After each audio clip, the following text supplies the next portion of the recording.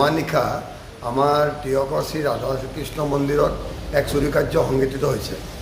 ৰাতিপুৱা যেতিয়া পূজাৰীয়ে উঠি মন্দিৰত 5টা বজাত সোমাইছে তেতিয়া দেখে মন্দিৰৰ পিছ দুৱাৰৰ তলা ভঙা আছে আৰু মন্দিৰত যিটো ষ্ট'ৰ ৰুম আছে তাৰ তলা ভঙা আছে আৰু যিটো শ্ৰীকৃষ্ণ ৰাধাৰ মূৰ্তি থকা যিটো মুখ্য মন্দিৰ তাত থকা কৃষ্ণ হাতৰ ৰূপৰ বাঁহীটো নাই আৰু দান পাত্ৰ থকা পইচাখিনিও নাই।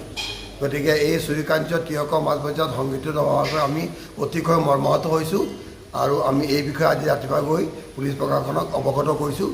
অতি দুৰ্ভাগ্যৰ বিষয় যে তিয়কৰ যি শ্ৰী শ্ৰী ৰাধাকৃষ্ণ মন্দিৰ বা মাধৱী ঠাকুৰ বুলি কয় এই মন্দিৰত যদি চুৰি কাৰ্য সংঘটিত হৈছে তেনেহ'লে মানৱতাৰ কিমান লুণ্ঠন হৈছে, মানৱ জাতি কিমান অধঃপতনে গৈছে সেই বিষয়ে আমি পুনৰ ভাবিবলগীয়া হৈছে। এনে কাৰ্য আজিলৈকে তিয়কত বিশেষকৈ আমাৰ শ্ৰী শ্ৰী ৰাধাকৃষ্ণ মন্দিৰত এডাল বাঁহ এডালো আজিলৈকে চুৰি হোৱা নাছিলে। তেনে ক্ষেত্ৰত যদি এইবাৰ মহামন্দিৰত মেইন মন্দিৰত সোমাইছে আমি অতিকৈ অন্তৰত দুখ পাইছোঁ। ৰাতিপুৱা যেতিয়া মন্দিৰত আহি দেখিছোঁ তেতিয়া এই গাঞ্জাৰ পুৰিয়া এটাও কিন্তু মন্দিৰত পোৱা গৈছে। মূল মুখ্য মন্দিৰৰ পিছফালে যি গলি আছে গলিটোত গাঞ্জা এভাগো পোৱা গৈছে।